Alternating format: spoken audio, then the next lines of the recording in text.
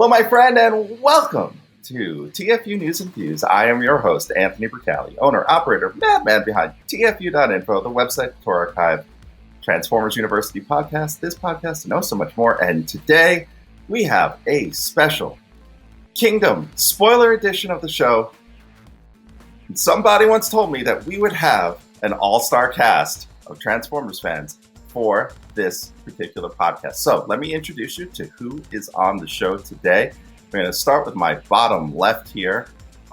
The man, the legend, the most positive man in Transformers fandom, Ben Yee of BWTF.com. Let me read that. BWTF.net. .com. .net? All right. Gabriel Owens, the Salty Seaman. Yo, yo, yo, yo. Got Jen from Stasis Pod. Hey. I wore my most legit t-shirt today. Nice. In case anyone was like, who is this girl? She must be some weirdo who showed up for the Prime Yowie. Yeah, we're all weirdos. Or an IDW shipper. Yes. You still look like you're in your early 20s. You're like in your old. My other, the other one I was thinking of was a Chrome Dome and Rewind t-shirt I have. So, but decided to go We old can school. talk about gay stuff though, at least. Yes. Very excited. Very excited. And I walked finally, in the sun for an hour today, so I'm a little I look a little baked. Is that why? Anthony's laughing for some weird reason. I don't know why. all right. And one last person we can't forget. The other legend in this crowd, the illustrious James Hooks. Thank you, sir. Actually, my name is Brian Kilby. We have to make sure we get the naming and the branding accurate. Did you try to get Kilby on this just to prove they were two different people? But are we, though? But we failed because It's a big question. That's why he didn't come on, I swear. he chose to come on in his Hooks persona this time. Has the Hook's mask, the Hook's body. Yeah. All right. So we are here to talk about Kingdom, the latest installment in the Transformers War for Cybertron trilogy. And so I don't have a particular approach to how we're going to talk about this. So I figure we'll just talk and see where it goes. So I think since we went in this order, let's start with Ben. What were your impressions of the series, of this particular portion of the series overall? My take on it is Kingdom is the strongest of the three parts. I can honestly say I was entertained. I actually cared about what happened to some of the characters.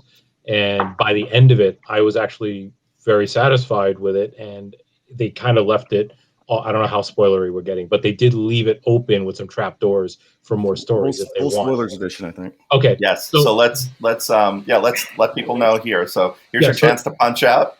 We're going full spoilers right now for this show. So the way they left it off, the war is kind of on pause. It's almost like the end of Return of Optimus Prime, right? Where, okay, for a day or something, Galvatron's not going to try to kill Optimus Prime. But of course, once Rebirth kicked in, everything was back on the table, right?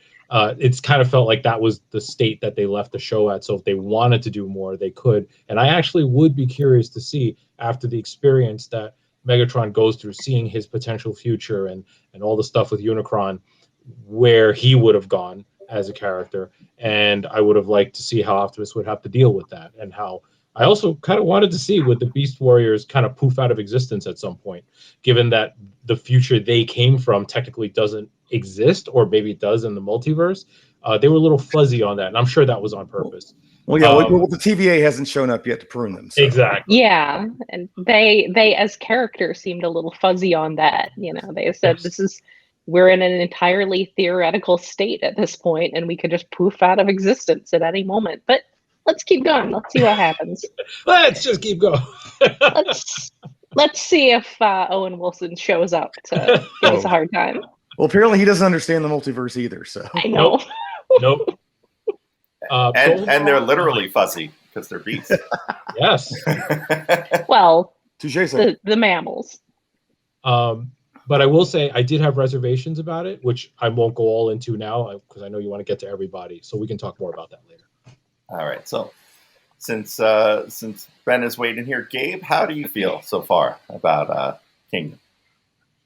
I really hated the first episode. I thought that was the worst of the bunch, and like, at least I got most of it out of the way. And plus the jarringness of a lot of the voice acting was just like, why this choice, and the pacing and everything. But once episode 2 kicked in, like it was fine for the most part. I had my irks, but I had parts I liked. Air Razor, Black Narachnia. I actually really like the Starscream. He's kind of a character it's hard to screw up.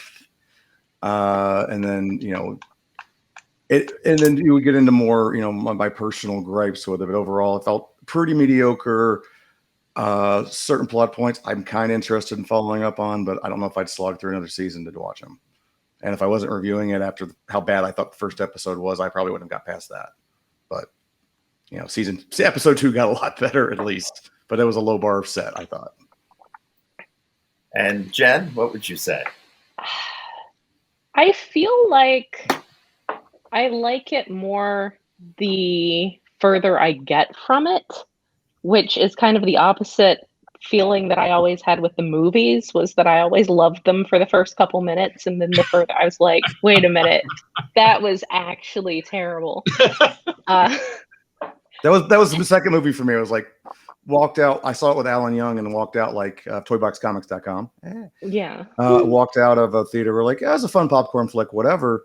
And then, thinking about it, I was like, man, that made no sense. And there's like a 30-minute walk through a desert. And I'm like, second viewing, it's like, it's still okay, but it's like, yeah, it's like, it wasn't as good as the first time I saw it. Yeah. If we're going into specifics, of course I got a big kick out of Air Razor catching Black Arachnia and then playing off that whole thing. I like the part when they're in the forest with the Allspark, where it's like messing with them and she's seeing like a wolf, and I'm like, I too am haunted by the specter of expected heteronormativity. It's just, she's remering, she's got this deep-seated fear of this her and Syllable had a bad breakup. Yes. She's looking for new territory. Just this echo of another version of her that was just expected to be straight, because she's like aggressively like when she sees RC and she's like, oh, the pink one is cute. So I like that. I've had a lot of feelings about the whole like sexy lady action figure thing, because I'm like, I want that, but I realize that it's coming from a creepy place, but it's, it's weird. I should have been expecting the Ark to transform, but I was not expecting it, and I'm like really looking forward to that toy, and that just was like, oh, that was really cool.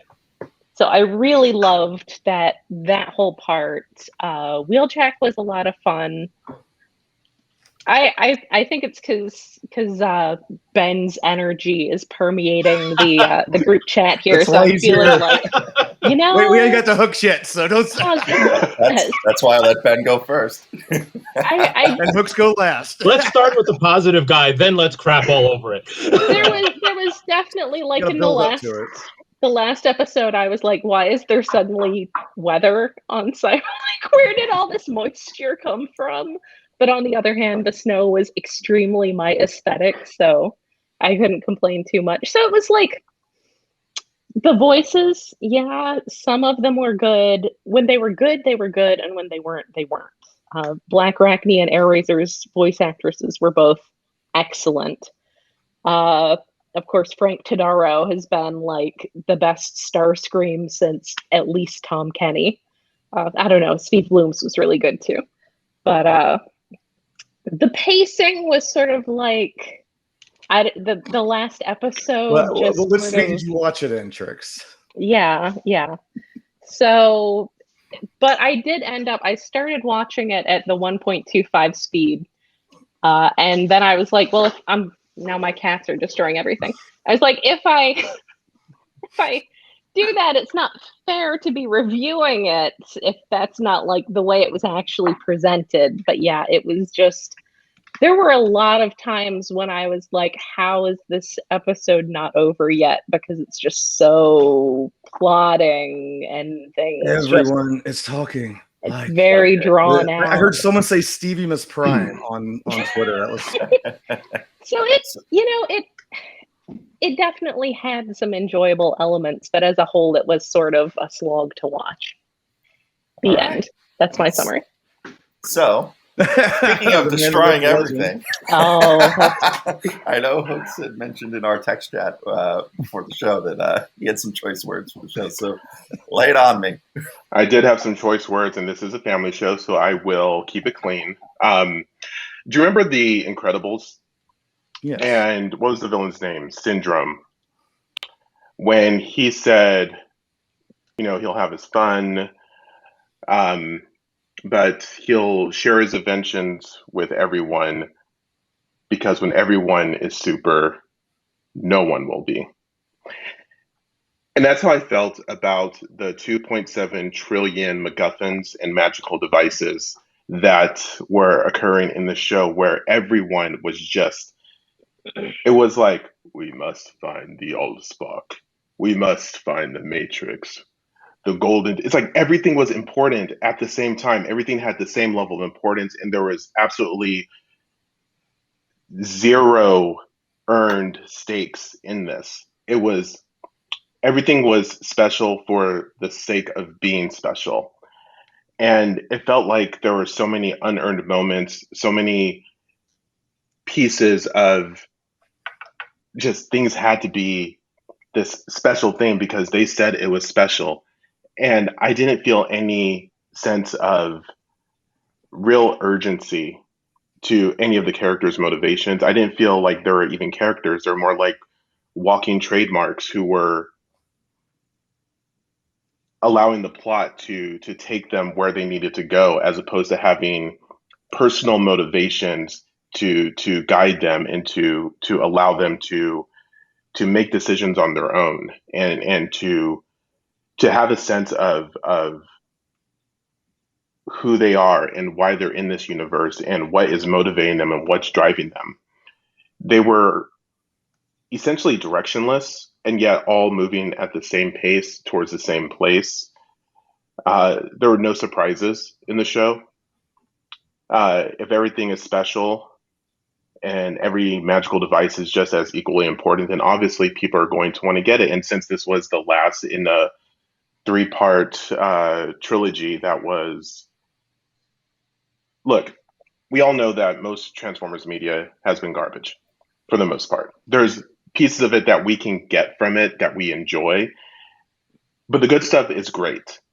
IDW was great. Marvel UK was great. And Beast Wars, I have a very personal connection to.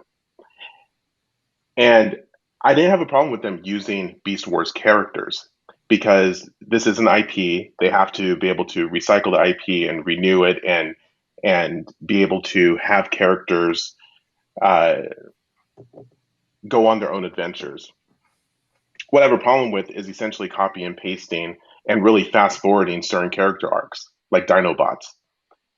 And when episode 3 came and it hit the same beats as Code of Hero, but with none of the emotion, none of the feeling of, I know that Dinobot is on a journey and that he is struggling. And it was more, oh, we have to kill Dinobot because Dinobot dies. That's his character. Cool. And then the fact that he's been a Predacon in this universe, and there was no indication that he was with any of the Maximals, and they all surround him and still like treat him as if he was a hero. And yes, he did retrieve the Matrix for Prime. But is that really enough to have a hero's funeral and for people to hold awake for him? Or would they say, oh, I guess the Predacon did something good for once. Okay, let him die. Let's go on with our business. But no, there is none of that. You have great characters like Rhinox and Wheeljack working together. And you essentially reduce them to Bumblebee's tech support. It's hard to really say anything good about this show when there's just so much wrong with it. And that's not even getting into the voice acting. I am utterly against the use of non-union actors. And as much as we love a couple of the people who are on the show,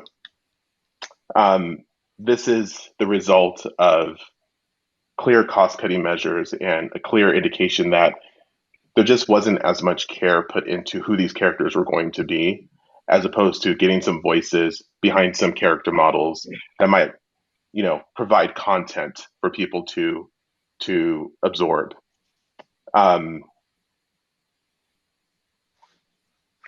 But yeah, Black Arachne and A-Razor, they were cool. They kiss. There's bits I like. I liked Bumblebee. There's a hint at Bumblebee and Starscream have some kind of friendship, which is out of IDW. And then I start thinking of all the cool things from IDW they could have used, and eventually I just remake IDW Lost Light in place of the show, and it's a lot better in my head. But I throw some beasts in, But isn't that just like another reference, right? Like another line that's not about the plot. It's just a reference to something else that is better. I mean, it feels like the good stuff is based on other media and other fiction that was much better than this. Well, it's like the old saying in pro wrestling. It's like okay, you do a really good Stone Cold impersonation, and it's kind of fun to watch, but it just reminds everyone you're not Stone Cold Steve Austin, and they want him at the end of the day. Yeah, I can as a comparison. I don't know how many of you guys got through watching Cyberverse. I don't watch either of the previous shows, so I was vaguely aware that it was a trilogy.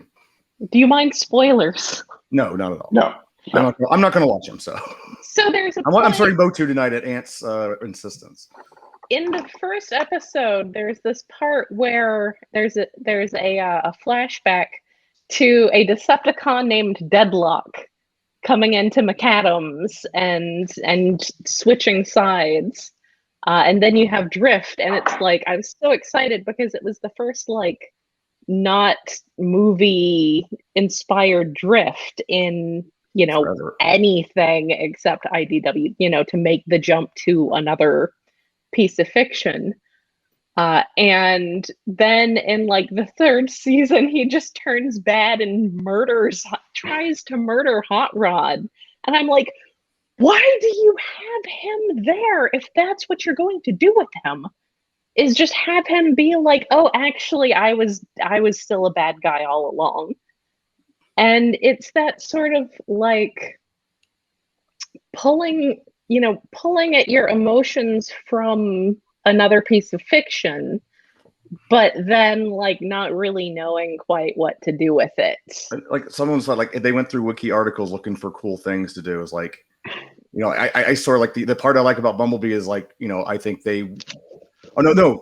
When Shockwave gets or Starscream has the cloak, he says, "Yes, Shockwave made this for me," and it's someone went looking for who in the hell could be Starscream's friend, and they read, they had a bromance in the G1 comics. We'll throw that in, which those are the kind of references I like. If they didn't do that on purpose, which I don't know if I give them enough credit, but I like that bit.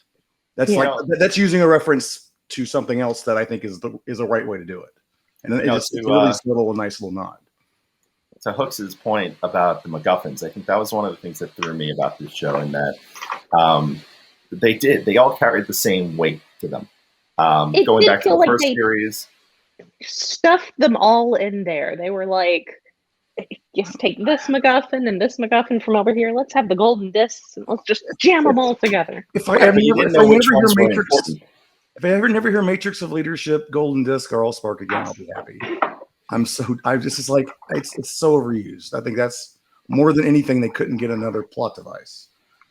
Yeah, but see, I was fine with those. It was just more of, I think what we see in the show is that the Matrix and the Golden Disc and to a large extent are the important pieces in the Allspark. But then you have these minor pieces like the Alpha Trion protocols from the first series, or Scorponok from Earthrise, or these other bits of story that are there for a minute and then gone, but they're treated just as importantly as the others, as Hitch was saying. And I think like you don't know where to put your focus in some of the series. I would say some of the positives that come out of this for me is that I feel like they really treated the Beast Wars stuff very well, in that they respected the lore to the point of they still had Maximals and Predacons. They're still, descendants of the Autobots and Decepticons. But they didn't go the IDW route where they were just something completely different. And I think that is a big positive in terms of their approach to this, because I think that'll encourage people to go back. And, I feel like the show is good. It's not great. This show, I feel like I've liked more the further I've gotten away from it. Whereas, like to Jen's point before, that the other two series I've liked less the more I've thought about them, the previous two series. And so this one it's been enjoyable, but not. It's certainly the best of the three. And there's certainly some things worth discussing. So I'm going to throw one of the big ones out there right now. Feel free to chime in. Megatron, Beast Wars Megatron's voice. Just everything about. I heard someone else who had gotten. I don't know if it was one of you guys or if it was someone else who I knew who had gotten early access, who compared Beast Wars Megatron to Beast Wars Scorponok. That was me. He sounds like him. He feels like him. He's got that very same, suckling, simpering, notice me senpai thing going. Yeah. Yeah, and that was really. I kept waiting for it to be. He was going to release his master plan. We're going to see the real. He's going to pull out some double trick. He's been working us the whole time. No, he's just a dim-witted wannabe. It's like Raksha wrote it. And Black Arachnia and Dinobot keep talking behind his back about what a useless, cultist wannabe he is, and that hurt a lot because he's just like one of the great characters. It pissed me off so bad. I know you can make different takes of characters, but also if you can't do the yes, don't do it. Put it in the script. If that guy can't do it, he doesn't need to do it. Yeah, that hurt my soul. It was. I assume that it was just that the writer on the episode had, put that in the script, but then the voice actor they got couldn't pull it off. The voice actor they got was no David Kay. The characters with known gravitas in their voice didn't have gravitas.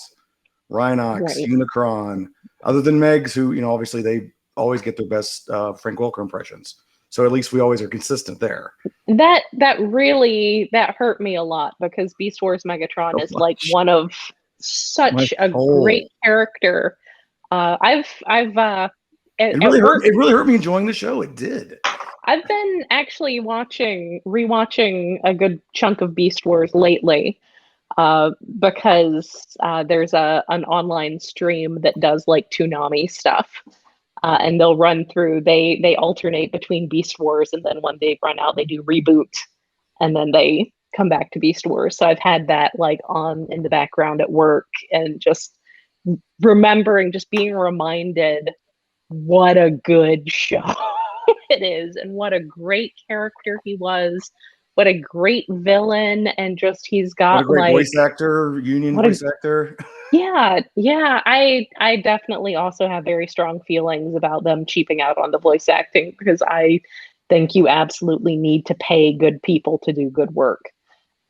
And I think probably I would say that Predacon, and I did watch it with subtitles, and they call him Predacon Megatron, was one of possibly the most disappointing things about this show. Was just that characterization of him was just why would smart characters like Dinobot and Black Arachnia follow him? And we kind of got a feeling for that in their own conversations. But they're the outcast. They have nowhere else to go. And he had a modicum of charisma, but obviously nothing like the original character. It seemed less like they were following him for him and more because their goals aligned. Right. They showed no loyalty to him whatsoever. He's just there. Right. What he was trying to do was something that they also wanted to accomplish, and that's the only reason they were following him. So yeah, that that hurt. To be fair, the original Beast Wars, the original Beast Wars Megatron didn't exactly have a bunch of loyalists on his side, right? Well, yes. He had Tarantulas, Inferno, Pterosaur. It was basically Inferno and Pterosaur Scorponok. turned on him. What are you talking about? Even when they weren't loyal, you could sort of didn't turn on him, but I don't think he really understand. cared about him. Yeah. You could understand why they thought this was someone worth following, even if they then had their own agendas. You know, their goals were, you know, Tarantulas was definitely going to be going after the smartest leader in the room, whether he then just to help him further his own goals. So yeah, I not big on this portrayal of Megatron. That was probably one of the weaker points. The only thing that's been allowing me to be okay with this characterization is just imagining in Aftermath when Scorponok fell from the hovercraft into the lava, he was transported to another dimension, found a Predacon Megatron suit, put it on, and did his best Megatron impression. In the timeline. So he pulled a Shockwave from IDW? He pulled a Shockwave from IDW. So, you know, I was thinking about that too in terms of it being Shockwave, being Scorponok. Mm-hmm. I think the two issues they run into there is one, they have two characters named Scorponok in consecutive series. And I don't think they wanted to touch that. I know they touched Megatron. The first of whom explicitly declared himself to be the last of the Scorponok. Yes, exactly. And the second part is that they have a $50 Megatron toy to sell, so he's going to be the character. It was a beautiful toy. You see the transformation? That was the most. I think the budget went into the transformation of Megatron. It did. At least they showed somebody transform, because there was again back to a transforming is expensive. Yeah, back to a lot of off-screen transformations. So, you know, thinking about the original Beast Wars, since we're on that topic, and I'm going to turn this one over to Ben. I think, you know, episode 3 is interesting in that it really is meant to parallel Code of Hero in a lot of ways. Surprisingly, it was the only thing, it was spoiled a lot less sooner than Code of Hero was, in that no one posted Dinobot dies. So, with that in mind, Ben, how do you think they handled that? James over there laughing.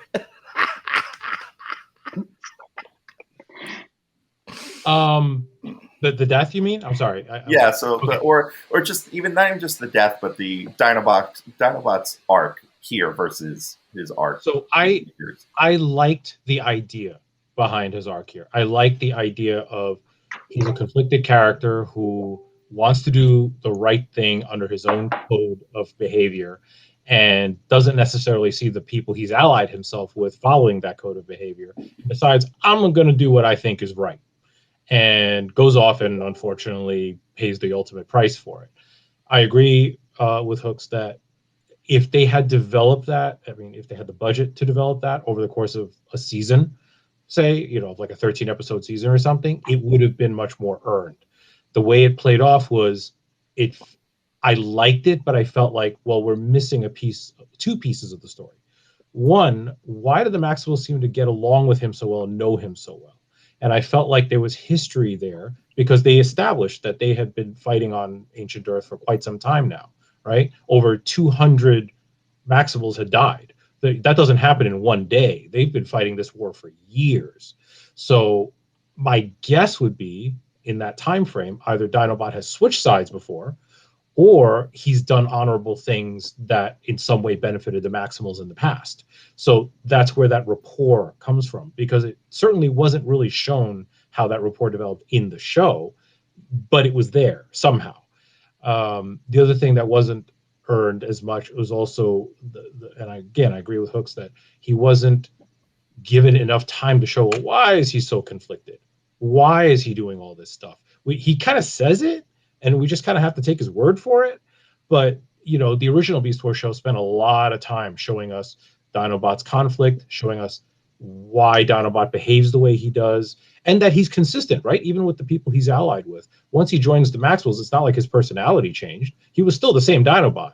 And Dinobot was a good character on the show. Like I think they did him justice, and I liked him. I liked his design a lot. He looked like Dinobot.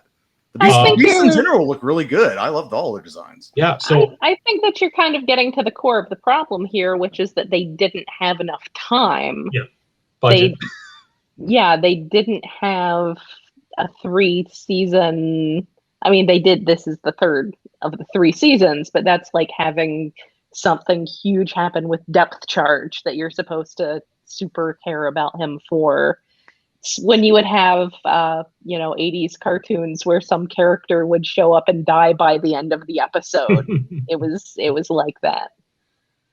Yeah, I think that's a good point. So think about Transmutate, for example, right?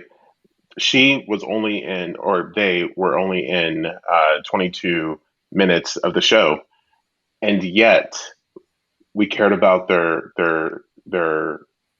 story. We cared about their struggles. We cared about how the other characters interacted with them. And Transmutate became a tragic character, and yet there were only 22 minutes to really build that up. And I think that part of the challenge is that when you have a lot of characters in a show with a very short runtime, you have to really pick and choose what characters you're going to focus on. And I think that given the focus somewhat on Dinobot in the first few episodes, but then treating his demise as if it was meant to be a tragic thing, it is poor plotting and poor planning for a character arc. Had he died in, say, episode 5, and you were able to, invest a few more minutes into what that history was and what kind of relationships he had with different characters and what was really motivating him to be so conflicted, it would have paid off a lot better than just trying to play the greatest hits of Beast Wars. Well, that was a complaint that I had, again, having actually watched all of Cyberverse, which I don't think most people in the fandom actually did. But as you may have noticed, we had a pandemic over the last year and a half, and at work I got sectioned off into a little forgotten conference room and could watch whatever I felt like. So part of that meant going through and watching all of Cyberverse.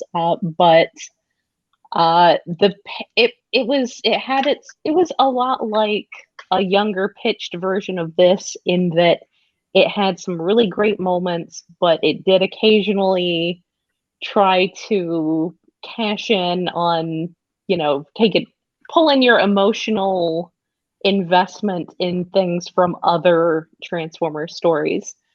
And also the pacing was just all over the place. Like, I got the feeling sometimes that they didn't actually know where seasons were supposed to break.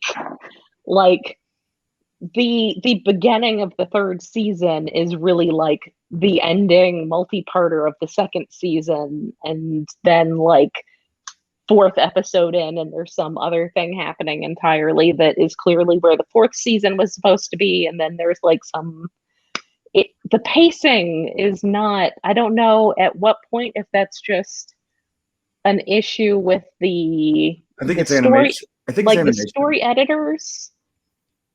They're padding. They had to make 25 minutes, and animation's expensive, and they have to pad a lot of time. Well, I assume that's the problem with the voice acting. Well, it's from all of it. That's the pacing moves with the voice acting, and I think that's just like there's a lot of, you could cut out a lot of those Stevie moments and save 2 or 3 minutes, but then they got to animate and put something exciting in there, and they're having budget issues, like we saw. Scorponaut got cut out. I don't mean that pacing. What I mean is the meta pacing. Oh, like the whole arc? Yeah, they could have done this in 4 episodes, I think. Yeah, I mean the pacing where, like, you seem to have reached the end of the story at the end of the next to last episode. And then suddenly the last episode goes to something that's significantly different. And that could have been like maybe moved to like a mid season. Maybe had the first 3 episodes be the Earth part, and then have the last 3 episodes be on Cybertron, instead of it just being this last.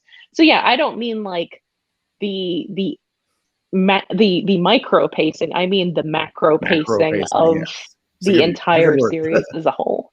Right. Yeah, the same thing. Like, it felt like it was over, and then all of a sudden it's another episode, and we've thrown all this stuff in. Dead universe.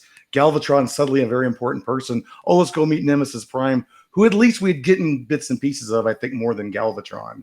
But it Right. felt like they'd been talking about all these little pieces that finally come together, but we got so little of it. By the time it hits you, it's just like, well, what's going on? Where did the show go? Why are we suddenly here?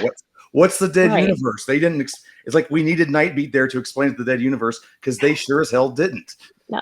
And that was, and I know they did bring some writing staff over from Cyberverse, and I'm wondering if maybe some of the story editor, the people like, Larry DiTilio and Bob Forward, whose job it was to work out the macro pacing. And I'm wondering if that's some of the same people from Cyberverse who decided in the middle of season 3, suddenly we need to have a MacGuffin quest arc for several episodes. And then now suddenly this thing that happened 20 episodes ago is extremely important that we've never spoken of since then and stuff like that. So I'm wondering if that's if some of the same maybe story editors who aren't as experienced in writing this kind of series are coming on board. Maybe it's non-union writing staff. One of the things here that you bring up that's an important point. I feel like this season feels like almost, even though it's only 6 episodes, and I think one of the things I agree very much with is that the show itself does feel a little bit like they tried to do too much in too little time. The thing I'm wondering about is that first part, and this goes to that macro storytelling, is that I feel like the Beast Wars story, the Maximum Predacon story, is episodes 1 through 4, and then 5 and 6 are kind of like, oh yeah, we have 2.5 other seasons to wrap up. How do we do that? And even to go to the part where they end up back on Cybertron, I feel like some of those things were shortchanged. I mean, they literally put Elita 1 in the fridge, and then they did a lot there with just like forcing you to like, oh yeah, these characters died. They died off camera, and too bad. And that's now that's Optimus's motivation. That those are the things that kind of irked me. But the things that were kind of cool was when you had them fighting Galvatron and Nemesis. Like, you're looking at basically evil versions of the two characters, right? So you have Optimus to his extreme and Megatron to his extreme, and now you have to fight them both at the same time. And I think for the action and for the pacing there, it was very well done. It was very kind of cool to see everyone fighting alongside each other. And I think one of the things this season succeeded with was creating the team ups and the battles that you would kind of naturally want as an older Beast Wars fan or as a G1 fan or someone who is both, to kind of see them interact with each other. Is this the first time that we've had Nemesis Prime as a version of Optimus Prime and not like a separate entity entirely? I mean, I don't know about Japan. I've never heard him getting, because I've never heard the storyline of him getting changed by Galvatron. So I mean, that's an interesting idea, is having actual like corrupted future Prime, having him Galvatronized. Not galvanized. Technically. Well, that Dreamwave did that. Okay. And the last night had Optimus call himself Nemesis Prime. Yeah, right. That's true. That too. Yeah, see, I was like, I thought this was rewatch pretty much a that one. standalone series, so I didn't know there was so much tied to the first two. So I came in there like coming in as like wanting to watch it by itself.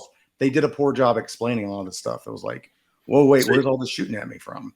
It It's does like, definitely. and that's something I think you could do. You could clean up with those 2.5 extra minutes of Stevie time. Give a little more exposition to someone like me. I just want to watch the Beast stuff.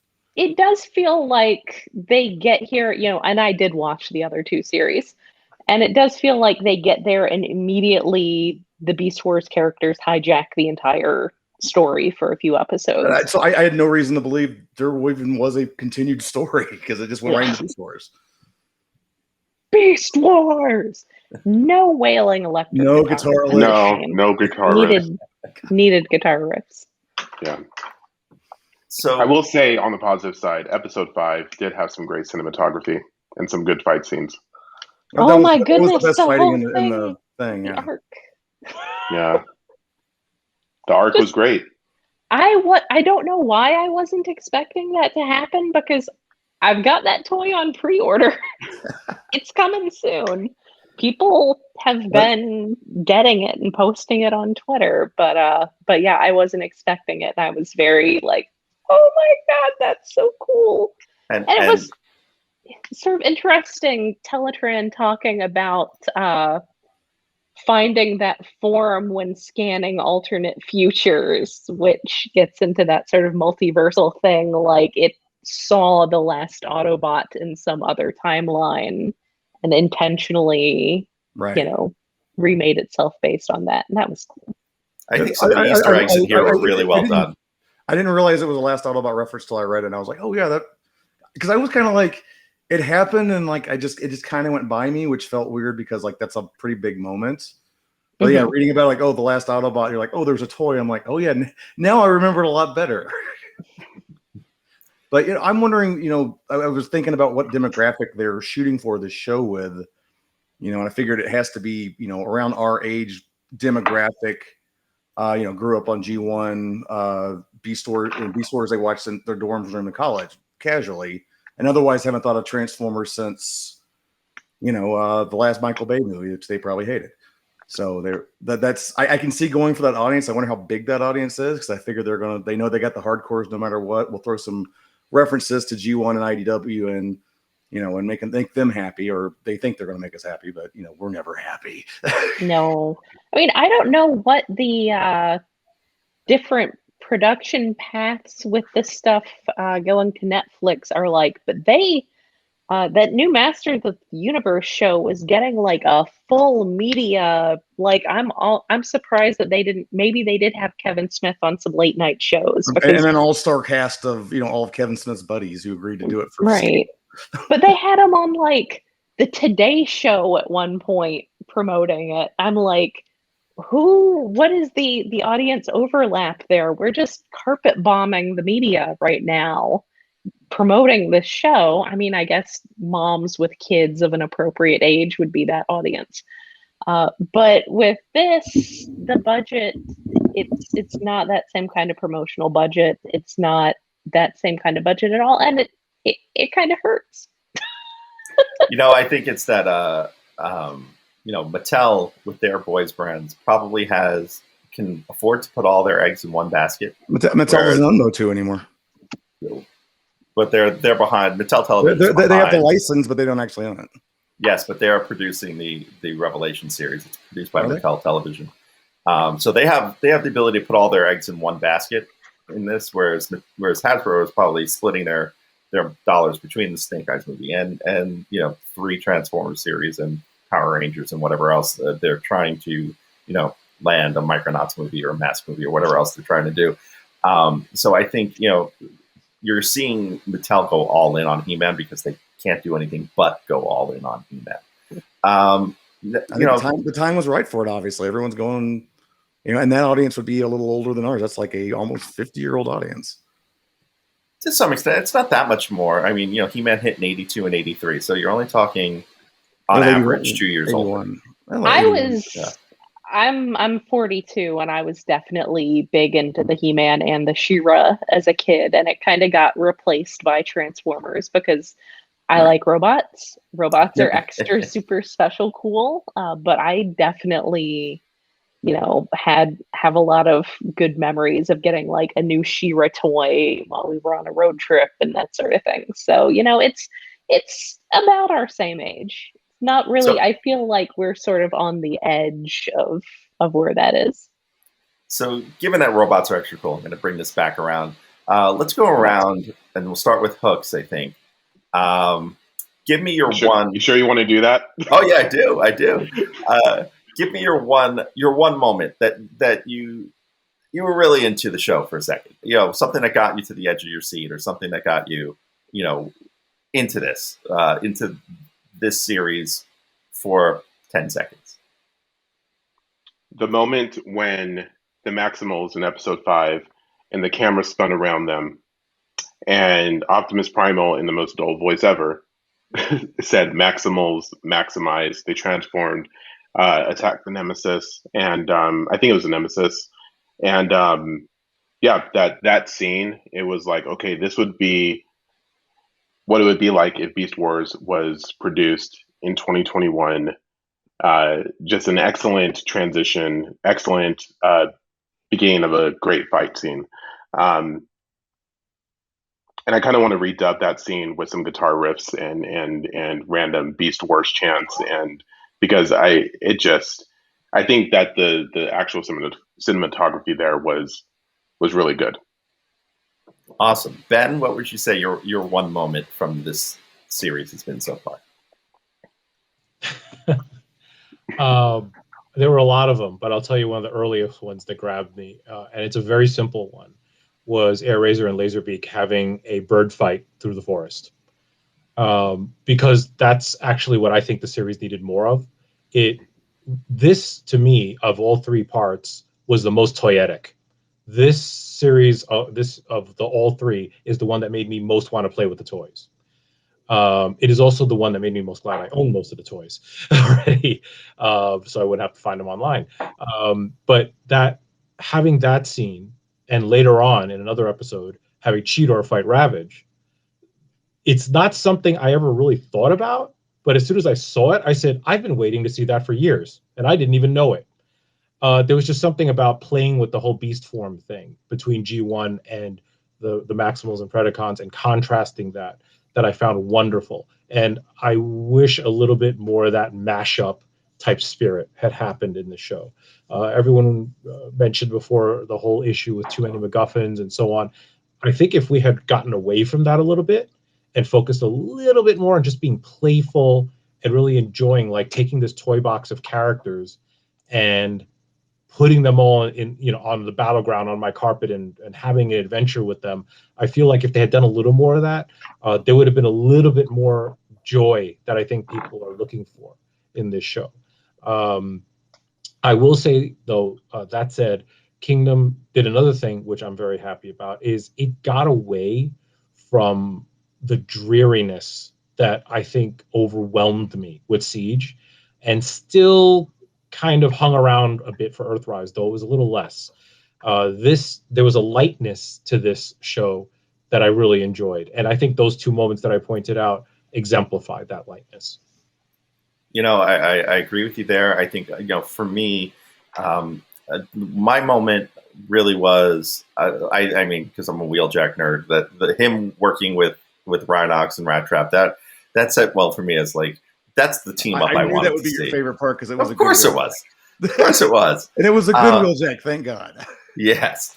And then so that really led me to feel like being able to see this set of team ups really worked well. Watching Dinobot fight G1 Megatron was probably the moment I really got to the edge of my seat. Like, this is pretty cool. It parallels the end fight in Code of Hero, but wasn't exact. He still lost. He ended up having to fight them both at the same time, right?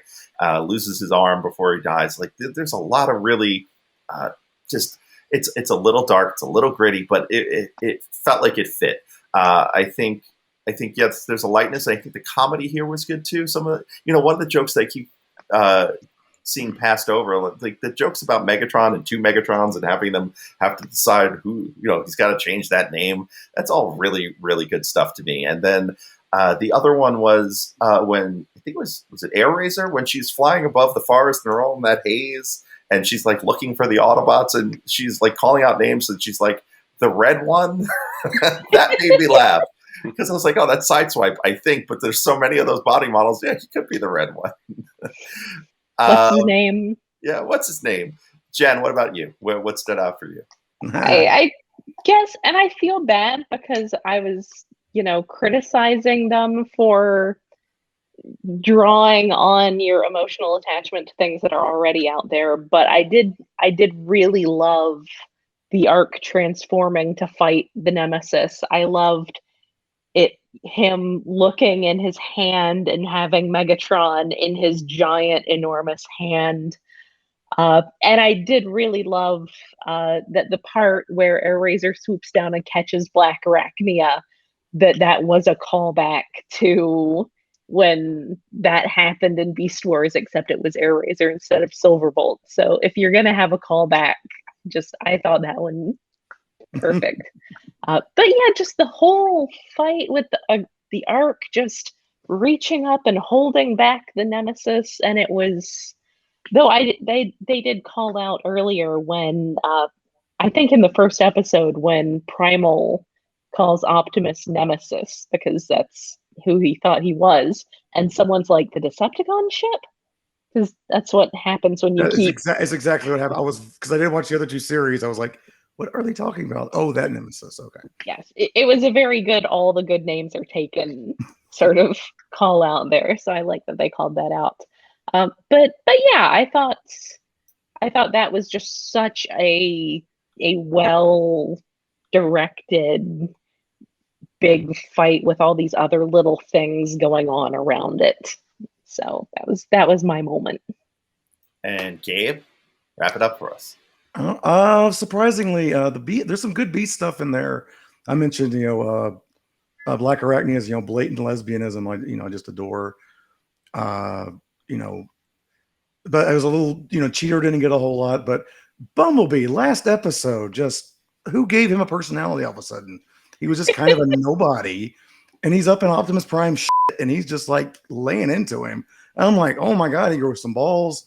He has the one. I thought the funniest line in the show is like, "Hello, chosen one, thank you." And I'm like, he got a personality, holy shit! And like someone actually made a joke instead of everything's all grim and gritty. So I really enjoyed Bumblebee in the last episode. Like it's a part that stands out to me. I want to see more about like this relationship with Starscream. He seems to have that part intrigued me. Starscream's relationship with Shockwave. I really just want to ship all these characters, and that's probably been my favorite part of it. But kind of regret. There wasn't enough Cheetor. We got one big bot, and did he even say Ultra Gear? No. If I saw a second one, I would want more Cheetor, I'd say. I think the only actor that they carried over from Cyberverse was Optimus, but I think they could have stood to have gotten the Cyberverse Cheetor voice actor, because he has that. When they had him and Bumblebee and Hot Rod together, I called them the Autobot Himbo Squad.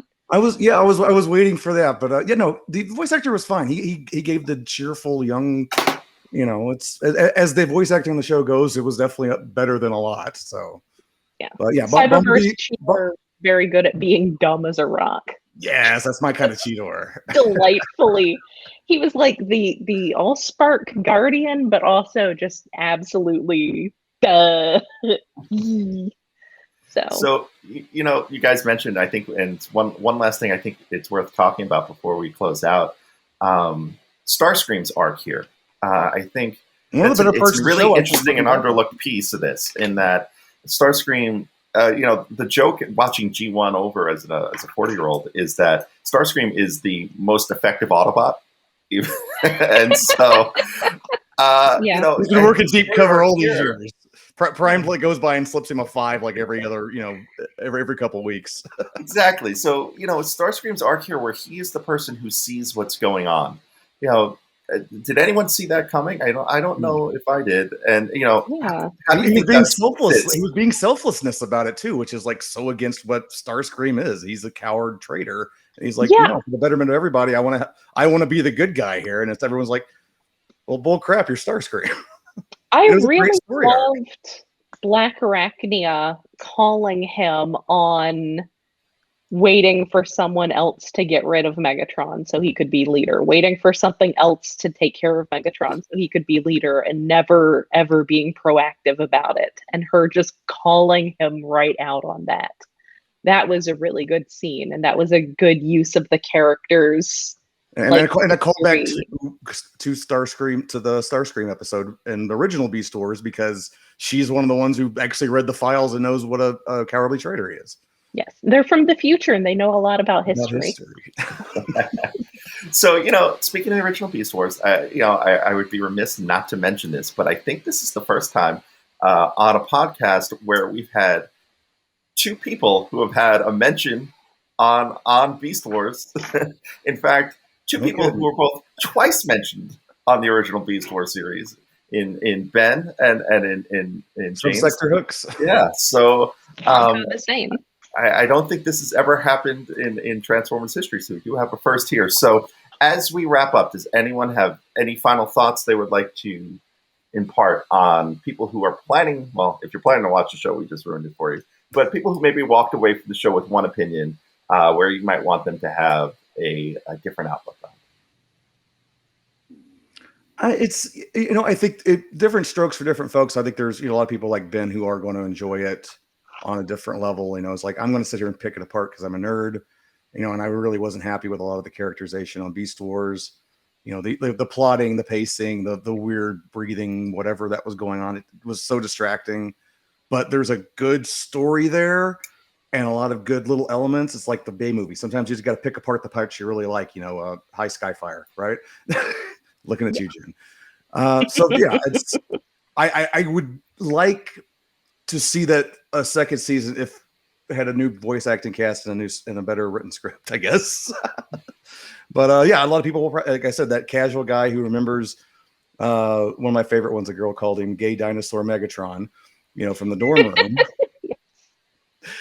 They might be like this torrent. It's like, oh, cool, I get to see all these guys again, and then maybe they won't be as thrown off by some of the mischaracterization and less than stellar voice acting in some places. So, I think one thing that is clear. Oh, go ahead. That's it. I'm done. Sorry. I was going to say one thing that's clear is that there is definitely interest in the franchise. There's interest in the mythos, the characters, the stories that helped inform a show like this. And I think that as long as there is still interest, then there is still hope for great stories, great movies, great characters.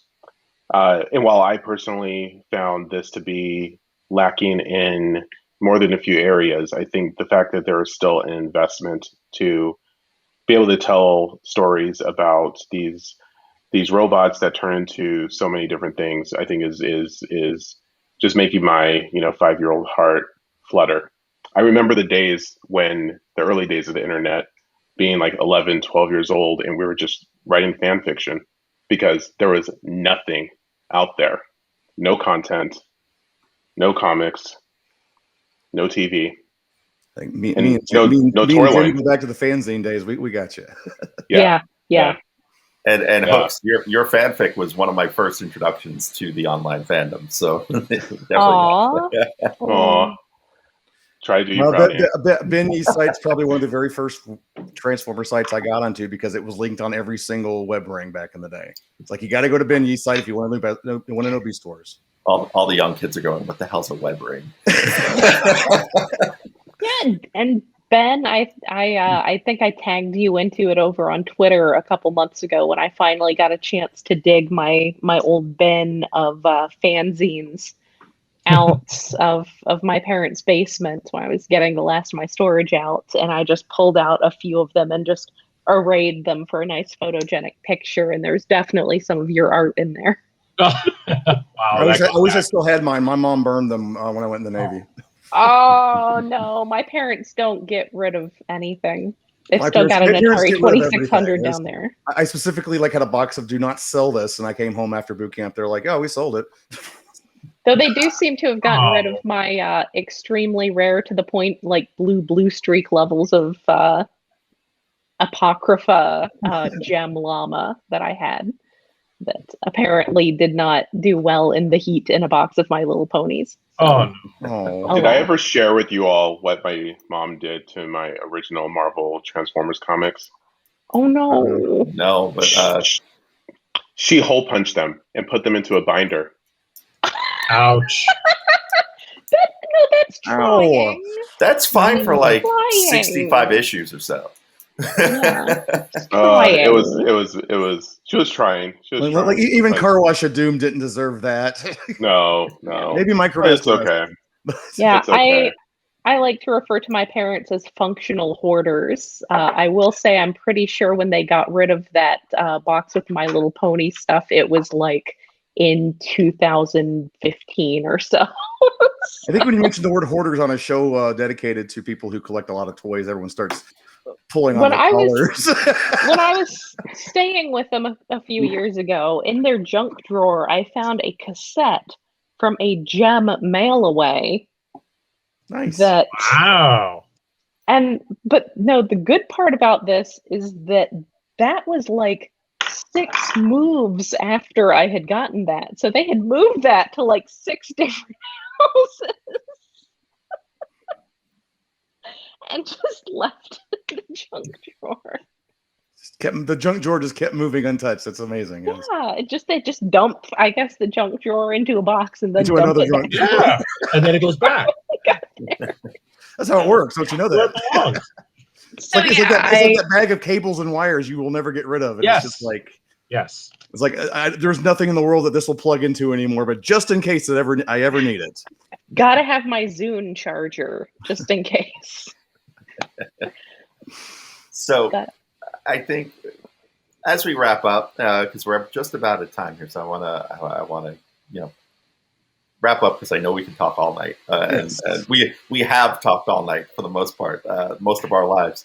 I think we should end once again on a positive note. So, Ben, I'm going to defer to you and tell me if you're trying to talk someone into watching this who has seen Siege and seen Earthrise and wasn't necessarily impressed, what would you say to them to make them put this 6-episode arc on? Well, before I do that, I'm going to back Jen up on something. Cyberverse is actually worth a watch. It's the best G1 show since G1. Yeah, I'll watch. Jeez, let me get Motu first, okay? I'm trying to be a novelist, so I get really nitpicky about stuff. Like, I have worked as a professional editor for fiction, so I can get very nitpicky about storytelling to an extent that is absolutely not going to bother most people. So when I complain about the meta plot pacing, it's not going to bother most people. A fun show. I mean, Jen, did you not love the whole Clobber storyline? Yes, she was. Wasn't that amazing? I loved her. She was so good. I got the toy before she appeared on the show, and I was like, oh, it's this homage, right? And then as soon as she appeared on the show, I was like 10 times happier that I had the toy because she was such an awesome character. The whole arc with Hot Rod was so great. It ended tragically, but it was good while it lasted. Yeah. So it's a fun show. What it is if you watch season 1 of Cyberverse, it's pretty terrible. And then season 2, yeah, there she is. And then season 2, it's suddenly like they figured out, okay, here's all the stuff everyone complained about season 1. Let's do something else. And it was actually fun. And then season 3 was like, well, that's just weird. Yeah. Season 1, when that was all there was, I called it the Bumblebee Needs an Adult show. Because there's literally a part where there's a button that he's not supposed to press, and he really wants to. Now you're making me want to see this show. That sounds exactly what I like. That's my taste. It's very silly. They resolve all of that at the end of the first season, and then they proceed to just have a perfectly normal G1-ish Transformers show. And that show gets very good midway through season 1. It changes from the Bumblebee Windblade show to an ensemble show. And that's a big deal too. You get, like I said, the Autobot Himbo squad, and they're just. I'm looking forward to all 3 of those together. It's only missing Hotshot. It's delightful. It's definitely delightful. And they do some weird stuff with lore that I think was actually kind of fun and creative. Like I won't spoil what for you, Gabe, but Jen, what they did with Starscream was actually kind of interesting and fun at the end. All the Quintesson stuff was just really bizarre. Wow. You mean the quintessence? Yes. That's crazy. That's how Simon Furman pronounces it. So I guess that's fair. And there's multi-fusion quasal combiner. Yes. What was it again? Quinto Fuso Quattro combiner. Yes. Quintrolateral. Something. It had like 16 syllables. I know that. The important thing is, way back at like BotCon 97, I saw him on a panel and he said Decepticon, and I was like, what? Well, I mean, he's Simon Furman, I guess. That must be how it's pronounced. Yes. So yes, Quintessence, I assume, is just the British pronunciation. We'll go with that. But in terms of Kingdom, so I get why if someone saw Siege and Earthrise and that wasn't their bag, they'd think, oh gosh, more of the same. I don't think it is. I think Kingdom is the lightest, literally, like visually lightest and thematically lightest of the three. Yes, there's MacGuffinage all over the place. Yes, there's really rushed character decisions due to budget. Yes, everything. I can't disagree with a lot of what has been said here, but somehow, in spite of all that, I had fun with it. That's what I could say. Is it really is the first series. Earthrise came close in one scene, which I'll talk about in a bit, but Kingdom is the first one where, from the first episode to the last, I felt like someone took a box of toys and went, "We need to make a fun story out of this. Let's do it." It got a little mired in some things. The budget restricted certain things, but it's still fun. Like, that's the thing. Like, when I saw Laserbeak and Ares going through the forest and that big battle you guys were talking about at the end, I was like, I want to play with my toys now. That's a great feeling, and I think that's a feeling I think some fans have lost over the years. I'm not talking all IDW Lost Light is like, I have a Lost Light shelf. That's the only Transformers I've bought for the last 3 years. But it makes me want to play with the toys. It makes me want to have a getaway. Yeah. It's like, because that story excited me so well. And if like, as you said, is like, I see people who would like it like you would in the way you would.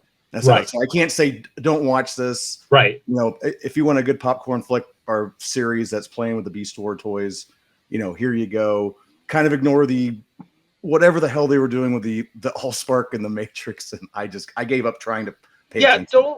Don't try to make too much sense out of it. Just kind of roll with it. I mean, here's the thing, guys, and this is important for the audience to understand who's listening to this. Okay, I'm a guy. I can enjoy an art movie or whatever. I can enjoy really well done sci-fi. I also love the Fast and Furious movies to death, and they're utterly ridiculous. They are not high art, high cinema, whatever, but they are fun. And I can enjoy that just as much as something that is well written, well plotted, well arced, well funded. I think both have a place, at least in this brain over here.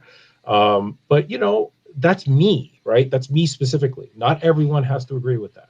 So if Earthrise and Siege were a little too dark for you, I think the lightness of Kingdom might appeal to you. Also, from a visual standpoint, I think having the beasts really adds some spice to the show, because Siege and Earthrise both suffered from the same thing, which is visually it was very dark, and it was just the same kind of clanking machines over and over and over again with really weird animations at their waist. And Kingdom breaks that up with all the organic beast forms and the organic areas that they go into. So from a visual standpoint, I really appreciated that as well. The closest Earthrise, I think, came to being fun in the way that I think Kingdom was the battle where everyone fought Scorponok, because that made me want to take out the toys too. But if you enjoyed that moment or some of the Quintesson stuff in Earthrise, Kingdom is a lot of that. But don't expect it to completely track story-wise or even sense-wise. A lot of what everyone said on this cast is absolutely true, but I enjoyed it in spite of that. I'm not saying that stuff doesn't exist. So as we wrap up, Ben, I think that's a great way to put a cap on this series. So where can people find you, and how can they see your content? You can visit my website at BWTF.com, going 20 plus years strong. You can also find me on Twitter at BWTF_Ben, and on Facebook at Facebook.com/BensWorldTF. All right, Gabe, how can people find you? You can find me on YouTube as the Salty Seaman. I am on Twitter at Gabe138, but I'm barely there.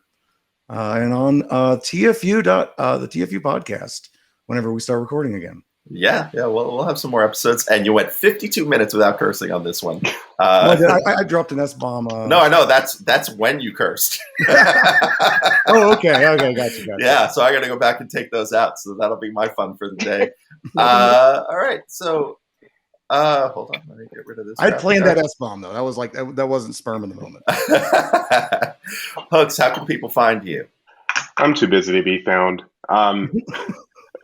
Nice. I got a website right there. There's a website. You can read my bio, and I'm working tech is hard. Hence the fun drink that I had throughout the show. Yeah. All right. And Jen, how can everyone find you? I am on the Stasis Pod podcast. We also occasionally do a news pod called Iacon Underground Radio. And right now we are back to doing the Superhuman Samurai Cyber Pod, watching SSSS.Dynazenon, which is a really good show. We are all hosted on iaconunderground.net. You can also find me personally on Twitter at WreckerGen. I used to have Trickster with an X, which was my, still often handle. But I figured after about 10 years, I maybe didn't need people looking up all those old tweets. Cancel Jen. Yeah, well, more trying to get a job at a federal facility.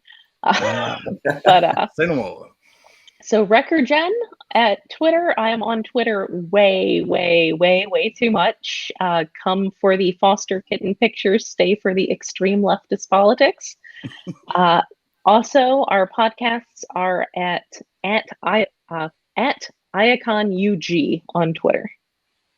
Awesome. And if you haven't caught Jen's podcast, it's both of them, Iacon Underground and Stasis Pod, are a lot of fun. The guys have gone. Where are you guys up to now? Rescue Bots? Yeah, we are on season 2 of Rescue Bots. Wow. I started with you guys at Stasis Pod, and then when you got to Rescue Bots, it was one I hadn't watched. And so I was trying to keep up watching episode to episode, and I couldn't do it. So now I'm way behind on new show.